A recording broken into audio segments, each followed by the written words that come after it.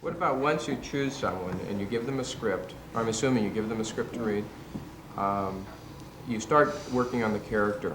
How much do you demand that they play the character that you've thought of, or how much do you accept from them as the character as they see it? Well, so far I've worked on 3 movies now. Let's say the last 2 movies that had a very loose. The characters in the film were ill-defined in the scripts, and they came together during the actual shooting. Because on Jaws, Richard pretty much designed his own character of Matt Hooper. That wasn't in the book, and that wasn't in the first couple screenplays.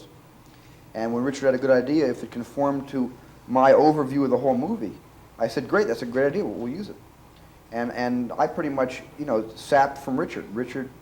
I said, I want Richard Dreyfuss to play Matt Hooper. I don't want you playing a dilettante, I want the dilettante in you.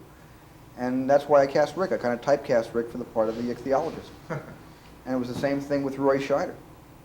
I had seen Roy in The French Connection, and I met him at a party at Andrea Eastman's house, and I was sitting here talking to him saying, I can't find this leading man, Here I am saying I can't find this guy to play Brody. It's terrible. I looked at all these actors, and most of them won $1 million. We're not going to spend $1 million, and the other ones aren't interesting enough. What am I going to do? And I suddenly said, hey, what are you doing this summer? it was really that fast. And it just dawned on me that Roy would be right for the part. And of course, Roy, who has written before, he and I together worked on his character. So there was a lot of freedom for the characters, for the actors who played those parts in Jaws, a great deal of freedom. Mm-hmm. Close Encounters, there was less freedom.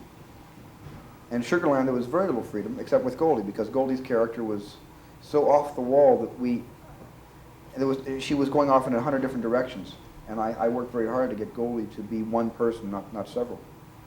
But it depends on the story.